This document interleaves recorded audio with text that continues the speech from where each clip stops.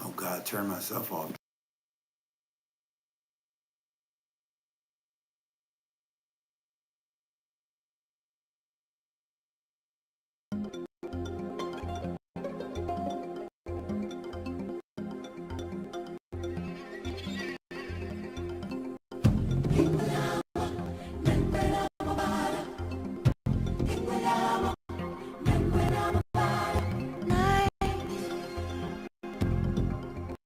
And the spirit of life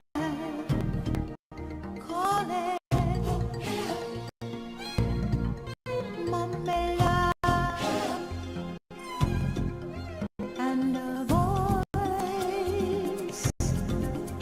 with the fear of a child answer. I am Mamela.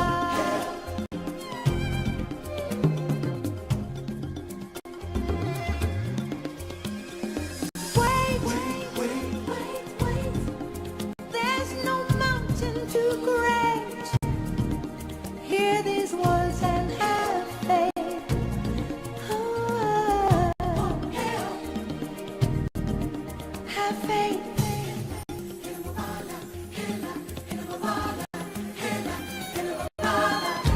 He lives in you. He lives in me. He watches over everything we see. Into the waters, into the truth. In your reflection, He lives in you. Dream, and a voice in the wind whispers, I am Mamela. Wait. There's no mountain too great. Hear these words and have faith.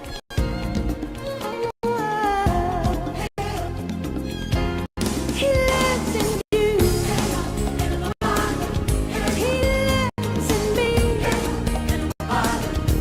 He watches over everything we see. Into the water, into the truth. In your reflection,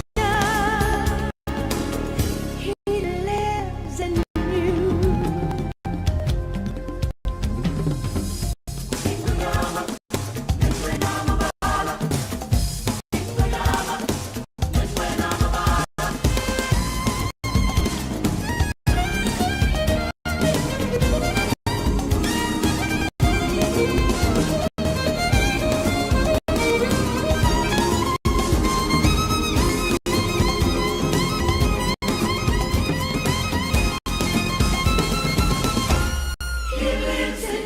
He lives in you.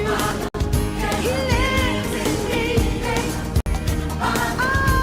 He watches over everything you see. Into the water. Welcome everyone to the Chop It Up podcast. My name is Marlon Solomon. I'll be taking us through today. I'm the founder and senior project engineer at the Afrimerican Academy, and I'm just so happy that we're meeting here today. We have a great show for you today. Today is a special day where we look at our Lives in Me finalists and begin this process called the Lives in Me Heritage and the Lives in Me Challenge. So, as I said, my organization, we've been doing this since 2018.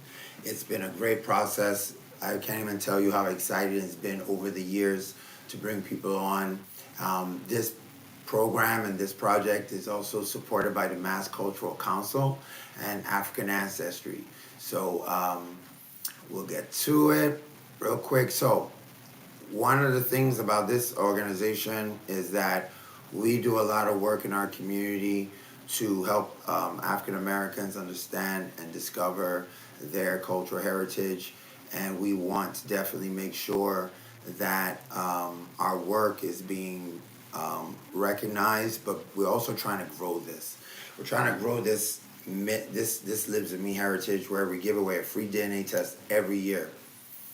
Our mission statement on the committee. So we got a committee, y'all, and we need y'all to join up. That's real. And this committee is working towards building a lot of the things that you see on your screen. Our mission is to establish cultural rights and reparations for African Americans through reconnection, education, and the repair of systemic erasure. We are going to be doing a lot of programs, but this is the first one. And a lot of the programs have to do with things like cultural economics, reparations services and advocacy, cultural education and community engagement, diaspora and global unity, as well as the Great Escape Response, which is like connecting African Americans in the North to their culture in the South. So we've got a lot of different ideas and different programs to help African Americans rediscover their roots, and we want you to join us, and that's the information right there. We also have our link tree where all this, you will be able to download a PDF of all this information. So we look forward to hearing from you, and hopefully you'll join our committee. As I said, we've been doing this really for about 8 years now. We have 7 winners, and it's been a journey, I can tell you. This work came about because of my upbringing, my family. My dad is Nigerian, my mom is African American, and when I moved here to America for college, I learned a lot about how do we bring us together, right? And from there, it grew and grew and grew, and now we're so many years on and 7 whole winners in. And I did so many people to thank, from Michelle Martineau, who was our first African culture guide, Justina Crawford, our first client, Shireen, all the winners, Inkiru, Giovanni, a lot of the people that are already on the, that have won. And there's a lot of people. It seems like it's maybe just a few of us, but there's a lot of hard work that has gone into doing this lives in me. So we're very, very happy about that. Oops, I've skipped a little bit. All right. So these are our past winners that we've got. We're actually going to see 2 today because they're going to help us host. But Michelle Turner Young was our first in 2018. She was the Bamileke people of Cameroon. We have Shireen Russell, who was our second winner. Tikar Hausa Fulani. She's all from the Cameroon region, as well as Bubi, Equatorial Guinea. We had Jessica Pomer, who was the third Tikar of Cameroon. Stacy Haynes, she tested positive for Mende, Sierra Leone. Melanie Best, who is here today, she also tested. We have a lot of Tikar and Cameroonians in the house. I just noticed that stuff. And then we have Giovanni Fox, our 6th winner. She actually was from a region that was kind of like had a lot of different tribes. So she's Fula from Guinea-Bissau, Crew from Liberia, Mende and Temne from Sierra Leone. So and then last but not least, we had Winston Goodrich, who I think I saw today, who's also from the Tikar of Cameroon. So like these are our past winners, and one of the things I was just telling them before we got on was that these are our final 7 single winners, because our new format that we're going to roll out this year is actually developed to be with multiple people winning at the same time, which I think is just brilliant, right? So a little bit about the competition and this new format, right? So I'm not going to go through everything because we're going to have it on our link tree, so you can just download it when you want. But basically, between now and Juneteenth, we're going to have our winners go through this kind of like social media challenge where they're out there telling, putting out posts And there's a lot of little rules in and around it. We're going to give them challenges. They're going to get their first challenge actually today, and they're going to get then they're like they have like, little social media requirements, ways that they can post and stuff. you know but all in all, the most important difference in this, like I said earlier, is that people are now no longer going to have to like be winning one at a time, but we have a challenge for that to happen. So rather than have people compete against each other, I thought that this program is really a lot about positivity, bringing people together. So I didn't want a competition that's gonna, pull that, make people compete against each other, and we have winners and losers. We can all win. So how we do that is that we're going to be collaborating together to raise funds. We're going to guarantee the Afrimerican Culture Initiative is a nonprofit. Our mission is to build cultural bridges, and this is one of these cultural bridges. And we are going to cover the first one, and then the next, we have four finalists, so the next three, we're going to be going on a campaign to raise. So we have to raise about probably $1,000 between now and the Juneteenth, and then we hopefully get everyone to win, which is exactly what we want. So that's really how we're going to do it this year, and it's about getting likes, creative posts, maybe going down to some of the African American businesses or cultural sites and doing your posts from there in Boston, right? Because the idea is we need to find out who lives in you, right? We want people to win this competition that are going to be participatory, who understand the fight for cultural reparations, who want to do, to help African Americans, rediscover their cultural heritage and things like that. So we need to know. This is not a game. We are taking this seriously. So, so if you post, how fast you post, and we have the committee will come together and we'll be putting out information as we go. So we're very excited about this new format because this gives us something to look forward to, something to root on between now and Juneteenth. So yeah, this is how we're going to be doing the. We're, like I said, we're a 501c2. When you donate, it's tax deductible, so you're not really losing a whole lot. You can always take it off your taxes at the end of the year, and we'll be donating to get that $1,000. But I got this little system here. You can hit that QR code, right, and then you'll go to this page. You can see on your right, and all the contestants are listed there, and you can click on the contestant you want or the one you're trying to support. You can click them all, right? And then we'll be raising money until then, and hopefully all our contestants will find out who they live in and get that DNA test from African ancestry. All right. So now let me get my co-host. Hey, co-host, well, let me get y'all in here. I try to get through that. Where's my Michelle? Right. Hello, ladies. Good evening. I got through that pretty fast. Probably too. You, Probably no, I think you're right on Great time, job. Marlene. good. And it Good. was, and what a great introduction too. I'm once again, I'm happy to be here, and I am the lone Lives in Me Challenge winner from Houston, Texas. But Yes. I feel like because we're such a large diaspora, we're all over the world. That I've always felt more than welcome and low key like a true Bostonian who's never really been there. But I'm coming. I'm telling y'all, I'm coming. How you doing, Hey, Michelle? it's Well, cold. It's cold out here. Go ahead, Michelle. I know for sure, and I mean, I got a futon, Melanie. I know I want to put you. I probably won't put you on a futon, but if you need a futon, I got it here. Yeah, I hold you to it. I hold you to it.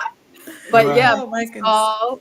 My name is Michelle Turner Young. Yes, Cameroon in the building. Bamaleke tribe Our is in first the building. winner. Our first Yes, winner. Yeah. we our legends are here. So excited. Right. We got some OGs. Some lives in me OGs up in here. We Yeah. up in here. And you know Team what, Guard Melanie? I was representing. just gonna say, you're now an OG now. It's like again, you're not longer the fresh chicken like you was. No, no, I'm well beyond a couple of generations now. So, Right. but I'm glad. I'm glad to be a part of the crew. I'm excited. Right. It's so exciting today. We have new finalists. Like, isn't that just amazing?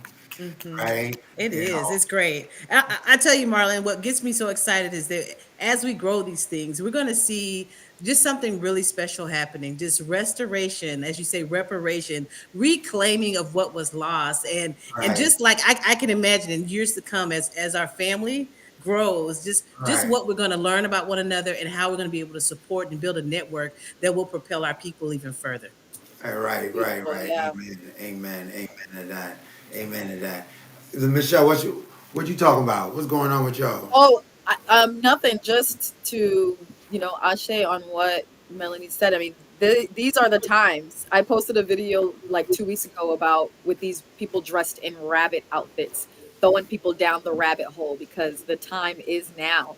I think that there's enough going on in the world where we're being forced to take back Right. our lineages, and the knowledge that just wasn't shared, that was swept under the rug. So go back to the original Adam, ATOM, right? Bloodline, blood Preach on lineage. it. Preach on it. Preach on it. Pre 400 years. 400 years was not that long ago. And if y'all know anything about slavery, we haven't even been free that long, okay? In a Yeah. sense. So let's just get that. So I'm Right. excited for the contestants. I see two of my peoples that I know, which I'm like, Who do you know, Michelle? Introduce Tina them. and Gabby. Shout out to Juicy Jewelry. Shout out to Tina Twisted. I'm Right. so proud and excited to see my soul tribe here because we've been sharing this throughout our network, and for some reason, I don't know what it is with people just pushing that link and signing up and just wanting to get them to understand how huge this opportunity is. A free anything is dope, but like this Right. can really Geo, what country is she from that she gets automatic dual citizenship now that she did her bloodline? Come on. Really? Yeah. Well, But Gio was from She's like it's three like or three four, like tribes she's part of. Crew. Yeah, like Crew. That Guinea-Bissau, Sierra Leone, like Come that area, on. Liberia. Yeah, that's where she's You at. got Ghana very welcoming beautiful. back people, Nairobi, you know what I'm saying? And the hard Kenya. part is getting the trace of your bloodline back to get dual citizenship. But once you take this test, she automatically get to go over there and show the papers and be like, "What's up?" And they're gonna be like, "Welcome home, sister." So excited for all the contestants. All Right, I'm done. Yay. Very right, good. Very good. right, Oh, right. wow. Well, hey, So, Marlon, why don't you introduce our contestants well, for this week I tonight? know that we had two more on, and I don't know what happened, but right. Well, until they get back, we got Antonia. Mhm. Antonia, how you doing, girl? I'm fine, thank you. How's everybody doing?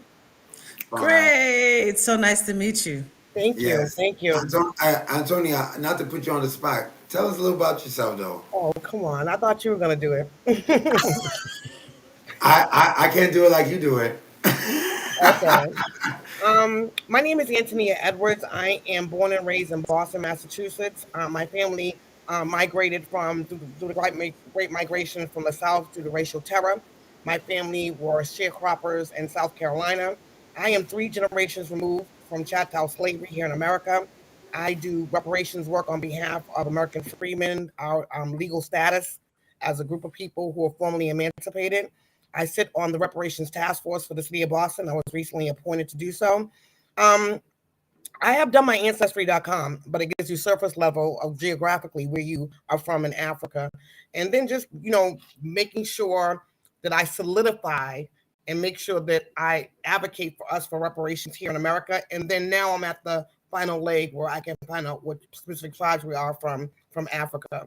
So it was really important for me because my grandmother taught me everything that I knew to speak up and fight up for our rights here in America. And it's really been a journey to collaborate with people to wake up to make sure they understand our history here, our culture here, and the badges and incidents that created the stain of slavery for our specific group of people who have went through chattel slavery, Reconstruction, Black codes, Jim Crow, segregation, and civil rights. And so we really need to go back and make sure that we're remedied for those harms that were done here. And so that's what I fight for on a daily basis on the state, city, state, and federal level. Um, so the other piece, like I said, was the last leg was to find out where our home was in Africa, and that's something that's a personal endeavor for me. But just trying to make Well, sure that's we Antonio. I think we're low key play cousins. I have roots in South Carolina we as really well. we're from Bonwell. Yes, I do. Yes, We're Anderson County, Honea that's Path where my is where my father's family's family's from. from. Anderson. Oh my Wow. gosh! Oh Shut my up. gosh! I The told you we're Edwards. cousins. The Edwards Already in the house. related. Yeah. Yep. See, it Yep. already lives in us. Like we It's in have a us. desire It's to really in connect us. with Yeah, our it really past and is. with one another. So Yeah. yeah. Yeah, Well, my father's welcome, side welcome. is from Anderson, South Carolina. They're the Edwardses, and my grandmother's Okay, side is the Murrays and the Dunbars. And they're from I think I've Baltimore, seen South one. Carolina. And the Joneses is my Okay, wow. grandfather from my mom's side. And interestingly enough, my grandfather we thought was Native American because of how he looked. And doing the DNA, he's European Mm-hmm. Jewish. So Oh his wow. mother was Okay. Right. raised by the slave owner, and so that's Mm-hmm. why he carries those Mm-hmm. features, whatever. So, um, Wow. Very interesting. yeah, Wow. Yeah. his Mm-hmm. mother Yeah. has, Not uncommon. yeah, she has So I, three. I actually reached out to I reached out to, and they were having a problem reconnecting. So if they, Mm-hmm. call, we may have, okay, there we go. Well, I hear somebody. Gabrielle is back. All right. Hey, Gabrielle. Hello. Welcome. Yay! How She's are you? here. Nice to see Welcome, Gabriella. I had Do you to have a get a different camera? phone. what, and, okay, did I just call you? No, I, Or, I I switched phones completely and tried the link right, again.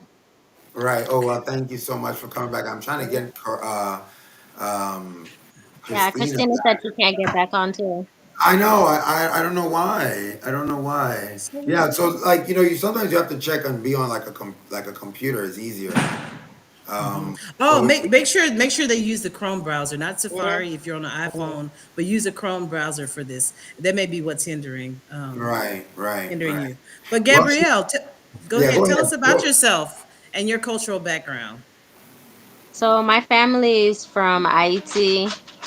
Um, I know a little bit about the natives that were originally there and the Africans brought over there, but I don't know much details mhm, besides like they may have came from West Africa area, but I've mhm, always been interested in learning more about that and trying to mhm, piece some of the lineage back together. And I've also wanted to just I've been trying to figure out maybe the past 4 years trying to create a family tree.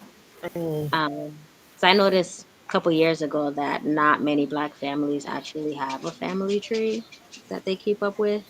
mhm, And so, and my elders are leaving right now, so I've been trying to talk to them as much as possible and see what they remember mhm. and get as much just written down for the next generations to come.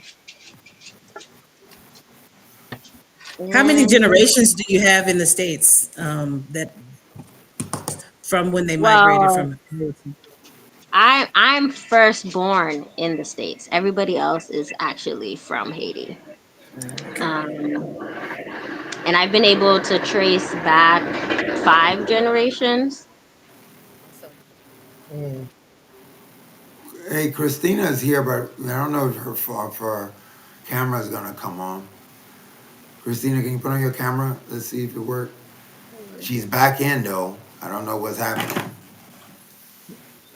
I was Anyway, having sorry. issues Go too. ahead. Let me not interrupt. Go ahead. I thought Christina was gonna go ahead.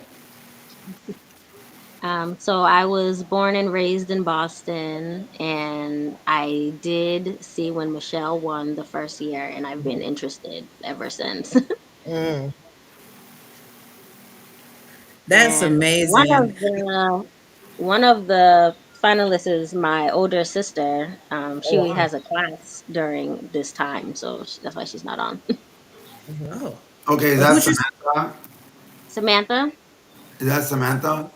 Mm-hmm. Okay, okay, yeah, because although we're gonna have to maybe get y'all a Patrick clan test since y'all sisters. Yeah, same mom. Okay, so therefore, well, okay, so I guess one of y'all will have to do your dad's side because doing your mom's side would be redundant or Mhm. one. Okay. Yeah, yeah. but it don't matter. We can figure it out. However y'all want to do it. Um, so before I let y'all go on your questions, Mm. right? Because now we about to get started. This is like once I play this video, you've started the journey to Lives with Me challenge to the freedom, right? To learn about yourself. So it's very important that we ground ourselves in some words of wisdom. And so I saw this video and I just think it's so powerful. And then after that, our dear co hosts, our winners, will take it away. So here we go.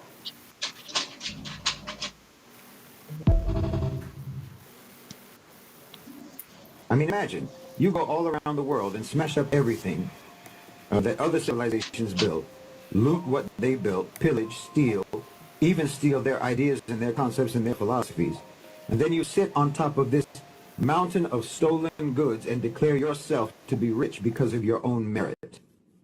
And imagine telling this lie to your children, to your own children, to your grandchildren, generation after generation. How do you think that's going to go?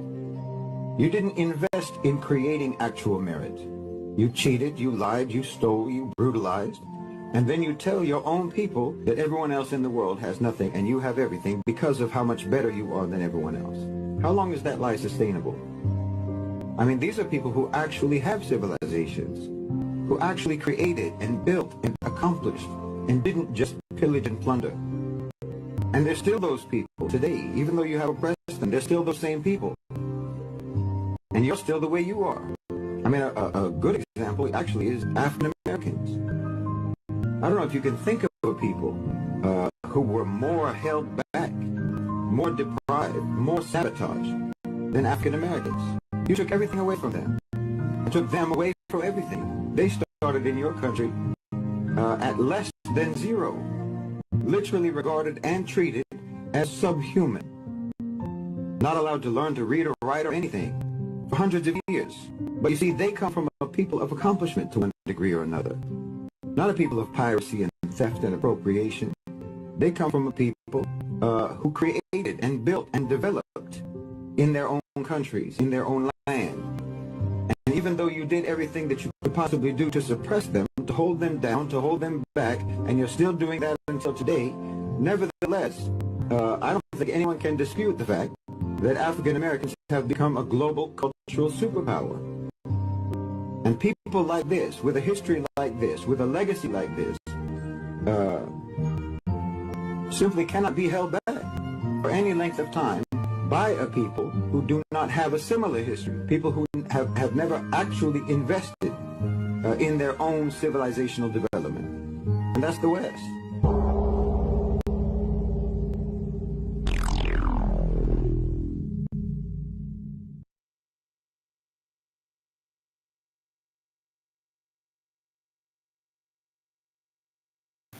Oh, so I mean, I think those are just like the most powerful words, and I hope that you take those words on your journey because that's what it is.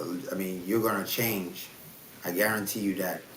So without further ado, let me let y'all ladies do what y'all do, and I'll hand it over to Melanie and Michelle so they can get these questions populating.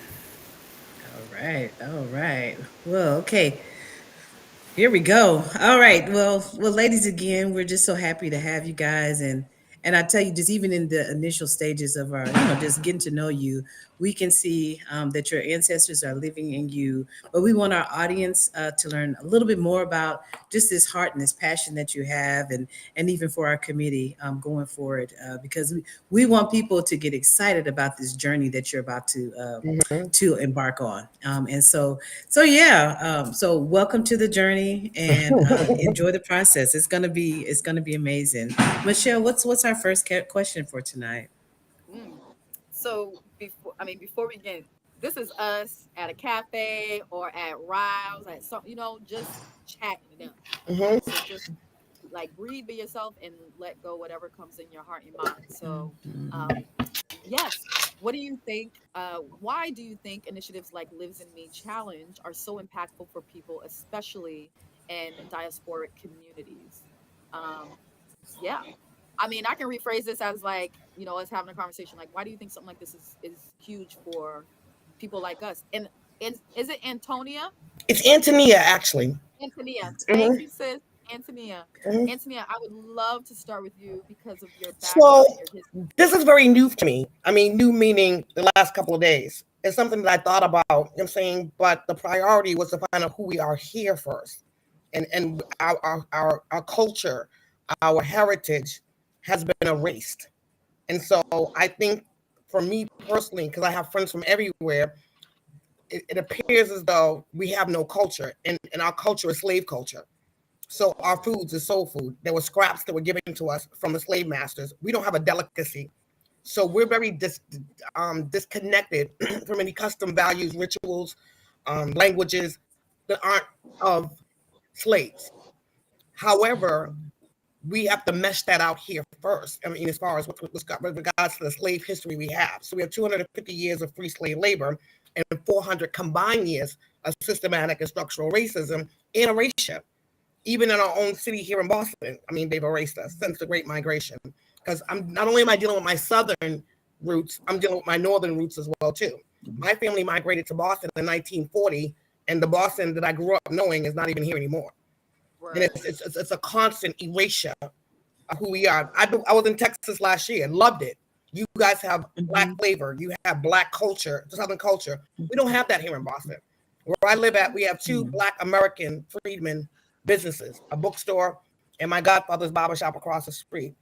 Everything else doesn't belong to us as Native Black Americans or American freedmen.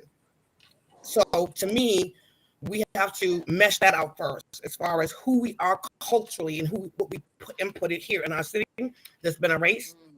And so, and then once I have that under wraps, and people here can feel free to speak up for who they are, and what they've done and contributed to our city and state, and also the South as well too.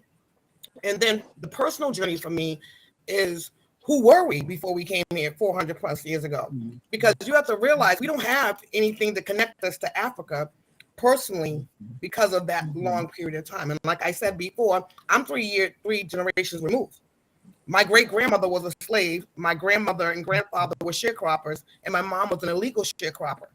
But every summer, I went to the school in the suburbs, and I spent my summers down south. So I lived on the plantation that they actually sharecropped on, because one of my father and grandfather's family members bought some of the property, and I slopped the hogs, fed the pigs, pumped the water, used outhouses, scrub boards for washing, and picked in crop. So I had the best of both lives. And so that for me was given to me by my grandmother. It was very important for me to understand where I came from here. And so my values, my integrity, my allegiance is to her first, and mesh that out and resolve that issue. Because we have not been repeated. We have not been recognized and acknowledged for the contributions that my ancestors and others have given here as American freedmen. We've been dismissed. We've been disrespected. We've been overlooked. We've been told to shut up and be quiet, get over it, pull yourself. So yeah, the aspect about the diaspora and finding out where the true roots are as far as any tribal, because I don't know the tribe. I know that my DNA says Nigeria, Togo, and Mali. But drilling down to any specific tribe, this is what this journey is about. And it's for me. And I'm going to be perfectly honest with you. Others in my family may not even be concerned. I'm having a hard time getting them to figure out who we were here. So they may not be concerned. But I have 2 kids. My daughter's 38. My son is 25. And they've been going on this journey with me as far as being repaired here in America, because it's very important for me to pass on to what my grandmother gave me to them. And so that's all that matters to me, is that my small network, me and my kids, understand who we are. And so if something happens to me, we have a Bible, we have a family tree, and we have ancestry.com. And this one piece for the DNA for our actual tribe will be for them as well too. It's my gift to them. I just want to say 2 things. Major respect for the work that you're doing. Thank you. Culture-wise in Boston. I wasn't born here. I was born in Portsmouth, Virginia, so my spirit never belonged here. Yeah. So I feel, and it was the same. I went to BPS here, and in the summers I would go down south to Virginia. the mosquito man would come around and spray that trash in the air, and we run in the house and lightning bugs. Exactly, the lightning bugs. Yeah. And respect to you wanting to do this for your kids, because for sure, like I got two girls at Yes, 23, so it's they definitely know next going on your grandkids, and it's gonna exactly. just lead into it. So I just wanted to say that. Thank you so much. Gabby, sis, Thank you. please. Yeah. Because Gabby, you got the IT, and I'm so sorry. I know that we on time, but like my research that I've been doing with like Haiti and African spirituality and just the migration with that is like there was like this one queen or tribal leader who kept like the Spaniards off the land for like years. Mhm. Like nobody was touching her, and she was using voodoo, the land, knowing the shape. So I love that you're doing this because IT was the first place that we know that liberated themselves that we know of, I right? love it. And so I just want to hear like, what do you think this is Yeah. for the diaspora and for you? Yeah. Yeah. I love all of the points that were already given. I don't have too much to add. It was definitely a mission of, like if you don't know where you come from, it's hard to really know where you're going. And it's hard to like ground and really get a true identity. So I feel like that's what this is giving back to us. And though you guys have been around for years doing this, still not many people know about this opportunity, and it's really life changing, and not just for us but the generations to come. So I feel like it is super important, and even for Haiti too, because Haiti, it's like a mix, it's just kind of like of America. So it's a mix of so many different people, so many different slaves from different areas, some that they have information on, some that, they didn't bother. And then Haiti being that land of Saint Domingue being colonized by two different colonizers. Mhm. And it's like we're separated on that one land. And I feel like the more we knew about where we actually came from, the more we could actually unite under that. So Yes. I definitely just appreciate this opportunity. Yeah. Wow. Wow. Gabrielle, you brought out so many different points of like when we figure out what we share and where we can, have that ground, it just makes us stronger, and we reclaim our power and what was within us. I don't know if you saw that comment, Michelle, on the thing that somebody wanted to learn more about the significance of the family Bible in African American culture. And I think you guys both alluded to it, like in the census records, which they started taking. I mean, I've seen back to the 1700s. Mhm. They didn't include us. They didn't include, many times didn't include us by name. If we were slaves, we were written as, black, female, Right, age, child. Mhm. and that's it, and Amazing. it wasn't until after the Civil War where some of us got names, Mhm. or possibly got counted.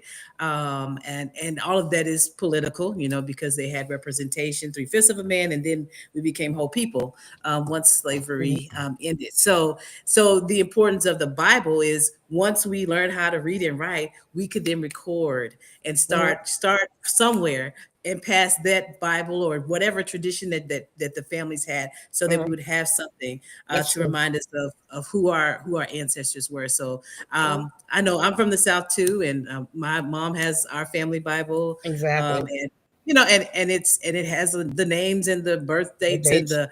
the all the in the obituaries in Mhm. recent times, all in That's in that book. So Mhm. it's very important. So Right. yeah. So yeah, we're gonna keep it moving, and this time is gonna fly by, Michelle. I don't know how we're gonna I do this, but we'll see. know. You okay? I'm gonna go on with the next one, but we may have to kind of cut it just a little bit so Sure. we don't run out of time. But the next question: how does connecting with one's ancestry contribute to the broader mission of fostering unity among Africans in the diaspora and on the continent? And I think you guys began to touch into, but let's just kind of click down on that and delve a little bit deeper. Just how does connecting with your ancestry contribute to the broader mission of fostering unity among Africans in the diaspora and on the continent? Now, let's start with Anybody? you, Gabrielle.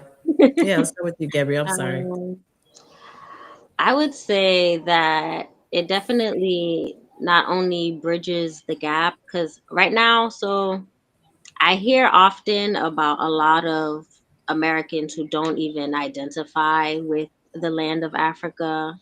Um, they say they were already in America, or, they might have been native.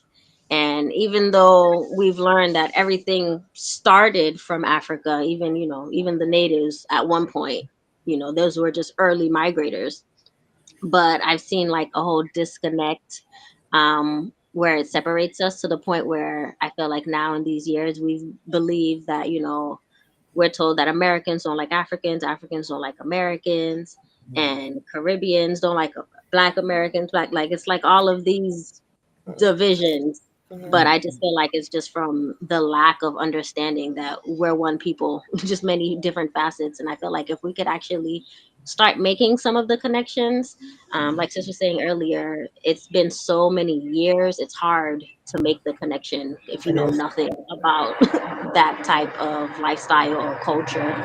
But if we can start bridging those, then I can see us like, and we already influence the whole world, but I can see us coming together and doing even more greatness as a people. And just like we've built America and made it what it is, we can go back to wherever, our ancestors came from, and build those places just as high and just as beautiful.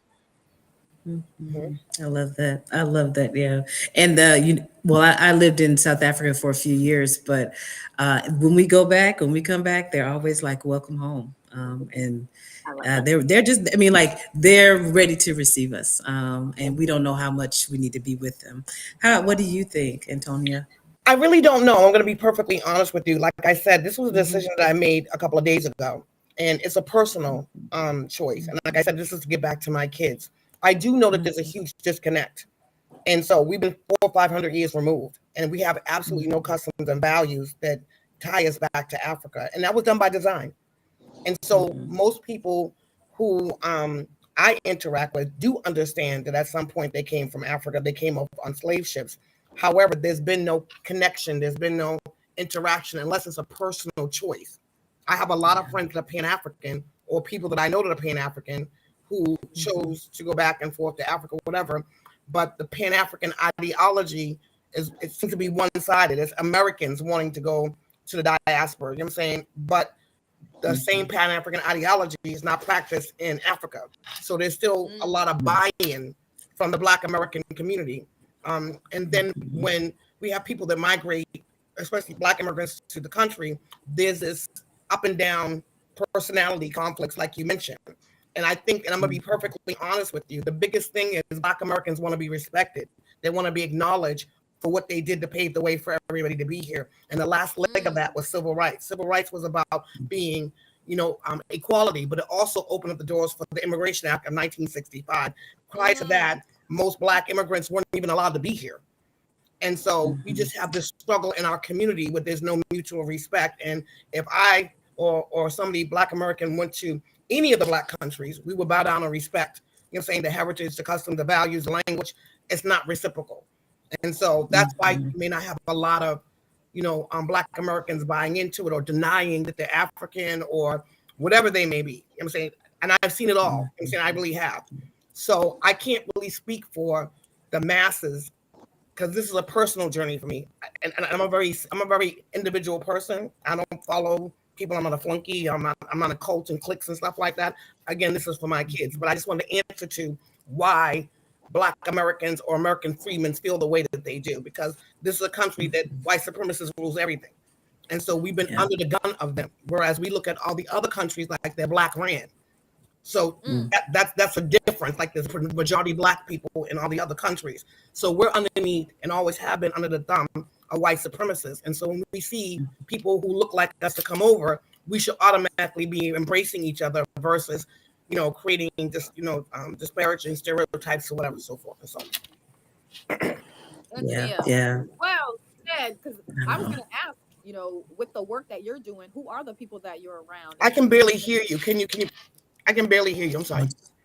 Mic check 1 2 1 2. Mic check 1 2 1 2. All right. Okay. Is that better, y'all? It sounds a little bit better. Yes, thank you. That's okay, but go on. Just think that I can read lips. yeah, just praise to that perspective. I don't know if y'all can hear me or not. Thank you so much. Because I was going to ask, with the work that you're doing, you know, who are the folks that you see that are taken to where you're doing at? Also, I can tell you're not, that you are a pathway maker because of the work that you're doing. And just from the example of what you're doing, people are watching, and it's gotta make an impact. So I love that, you know, because my question was gonna be like, how do you think that what this is gonna do is gonna impact the people that are around you, what you think? And something that you said about I think it was the I don't even remember, something with like how we paved the way, the Black Americans paved the way for other folks to come here. Yes. To me, that is like mind blowing to me, because, and my camera's doing some weird things, because there's unspoken things that we do automatic that clearly shows and sees how connected that we are. That is crazy that people walk around with this veil. So I love that, or a sense of entitlement, or a sense of entitlement.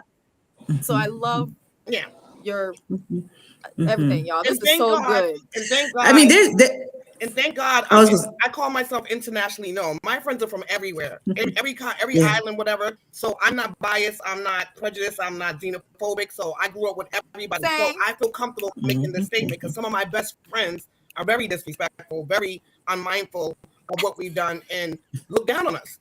They look at like, you have all these resources, you have all these opportunities, you're lazy. How come we don't have this, whatever? But don't understand the systematic and structural racism that kept us down for 400 years, but now keeps you down. And so I think that now, I think a lot of people are starting to see it now, you know, with the affirmative action going, DEI going, that those things that were put in place that they lied to us about really didn't protect us. It wasn't for us. They lied. And so we've been continuously lied to since the emancipation. You know, since we were brought on slaves. Period. Period. It's been a lie.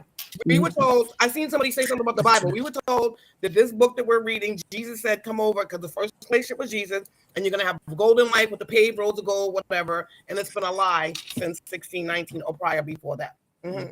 We've been lied to the whole time.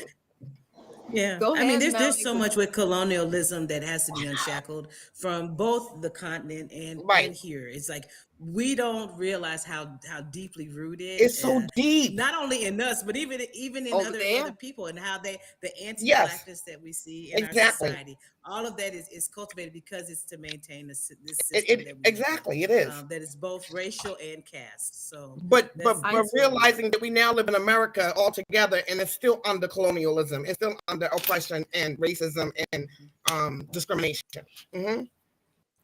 Thank you guys for listening. I really appreciate it. Oh yeah, no, it's great. Michelle, we have about 7 more minutes, but I mean, I'm thinking, guys, you know, like as we're continuing in this journey, it's just going to be great as our Instagram followers and our podcast listeners, as they get to know you guys. I mean, again, it's just going to create a hunger in them to want to know, to make those connections. So yeah, again, so just continue to follow us. There's a QR code there that you can click to follow our journey and follow their journeys as they make these discoveries. Michelle, where are we going next? I think we got time for maybe one more question. I'm going off script. Yeah! Off script. Go for it. Well, the only thing I would like to go off script is I know Gabby. What do you do, Gabby, and how do you think what you do intertwines with this Lives in Me challenge, with this DNA test, with finding out your roots? Because what do? You mess with earth crystals, you're a herbalist, you're a farmer, like you know what I'm saying, like a little bit of everything. Yes, so I have been diving back into nature, I would say, full force. I've been actually, during COVID, had moved back to IT to build a connection with the land and learn more about my ancestors. I just felt just called to go. And the first thing I did was start trying to learn about the herbs, because I realized when I moved down there that even in the country, we're like losing a lot of information. Pharmaceuticals are moving in. People can't tell me what this plant is, what it's for, or what it was used for. Like, that's already starting to be long gone. And it's to the point where also, like, my grandmother is entering the age of dementia, based off the lifestyle we have here. And I realized if I didn't start trying to gather something to hold on to, there's going to be nothing to pass down. Right. So that's what I've been mainly doing, and also making the connections of certain dishes out there and how I can trace back so many of our dishes back to Africa in certain countries. Wow. And it's been it's just been a beautiful journey so far. And I'm hoping that the curiosity I have, I can pass down to my son. He's just turned 9, and I've been traveling with him and trying to pour in as much into him and teaching him about all things before slavery and in America, both in Haiti and in Africa, and even here in the Americas too, because so much has always been going on. And I think that that will eventually, help me teach my family in general, as we go and get them interested into learning too and making that connection. Wow, that's great. Amazing. The reason why I asked that and went off script is because spirit and soul knows more than we know. And so we do things innately from our African lineage and our blood that we just weren't taught, right? So that was going to be my next question for Antonia. Like, what do you do that you feel like is innately, like, this is straight up African? This is from the motherland. I do this. The way you cook, is it in the way you dress, patterns? So, for instance, I'm Bamaleke tribe. The way I dress back in Egypt, this is like 32 BC. Bamaleke tribe is known for how they dance, how they create and dress. And I'm a dancer, and I love to express myself in fashion. So, what do you feel like spirit and soul? So my grandmother's my soul. My ancestors are my soul. I mean, and my grandmother's favorite song is the gospel song is "May the work I've done speak for me," and that's my mantra. I can only go by what I know, and so if they got those customs and values and those innate, spirits, then I can only say that she passed it down for me. I can't attribute it to Africa, and that's why I said this is a personal journey to find out why. So I've seen my grandmother. She's my icon. She's my everything. I've seen her go from north to south, even after she migrated to take care of family. I was there with her. And so I have a true inspiration to do family first. I feel like a Harriet Tubman. I feel like a sister soldier because of my grandmother, because that's who she was for me. So if those kind of attributes came from being African, then that's fine. But all I know is from our slave history here, that's what my grandmother showed me of what she had to sacrifice to make sure her family was okay because of the conditions that she was underneath here. And so when I have to answer questions, I have to be very honest. I only know what was given to me based on the experience that my ancestors have here. My mother was deeply traumatized by slavery here. My mother was a domestic at a very young age and molested by the slave owner, or the person who's the descendant of a slave owner. So again, my mother will never go back down south. When I lived down south for 10 years. I lived in Virginia Beach and I lived in Charlotte. I went down in 2008 with my son.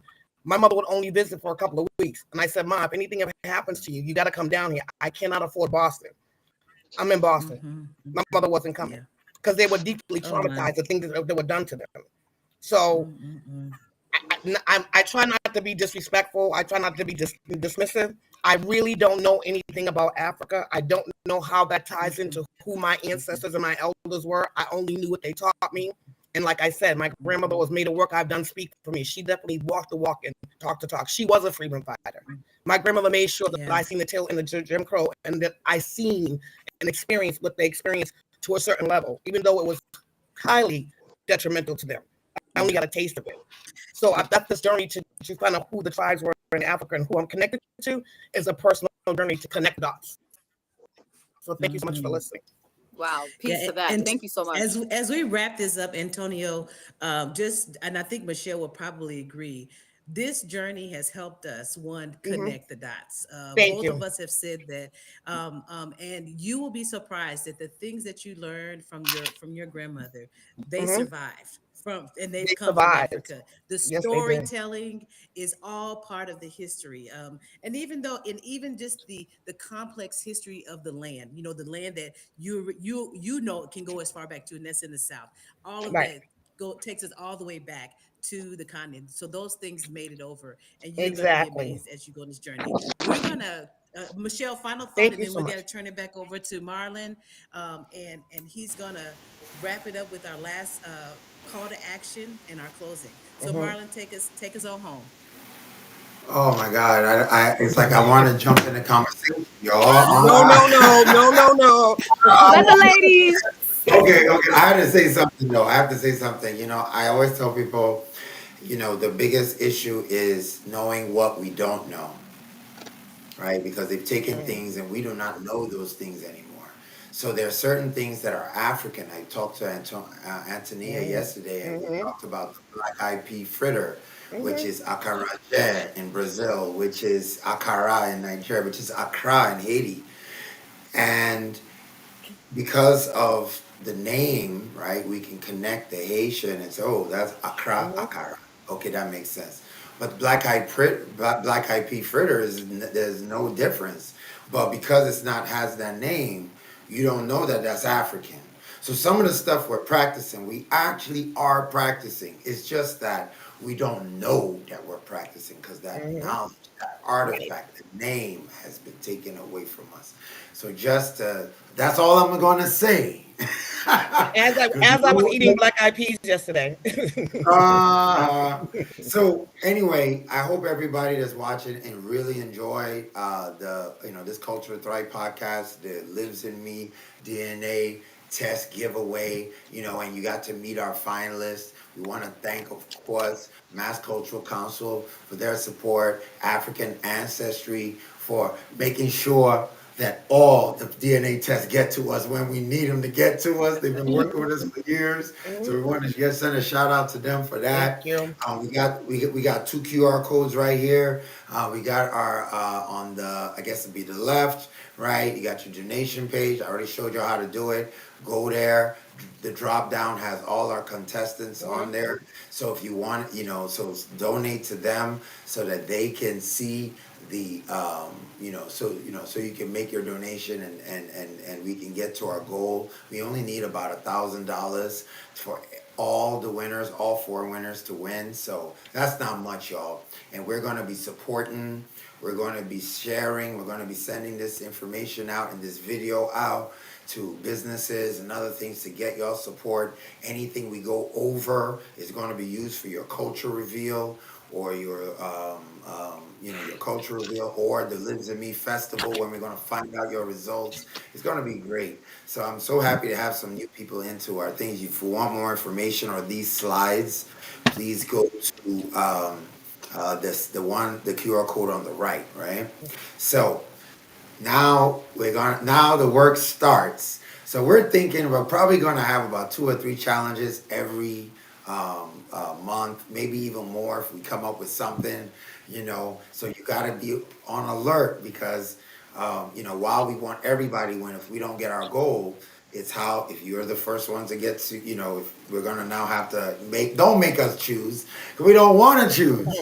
But this is like a historic moment for this program. It's the first program we ever did, and to get multiple people to be getting it at the same time, 4, 5, 10, who cares, right? So far we're able to make it, and you guys will work as a team. So your first challenge, right? Dun, dun, dun, dun, dun, dun, dun, is Who Lives in Me? Our journey begins. Mhm. So we want you to make a one-to-one 1 minute, 30-second video introducing yourself as a finalist. We want you to talk about the Lives in Me program, what you've learned from it, and then, of course, introduce the Lives in Me challenge to the audience, encourage them to support you, share, like, right? Because we're going to be counting those shares and we're going to be counting those likes, and we're going to be counting how much money we're raising.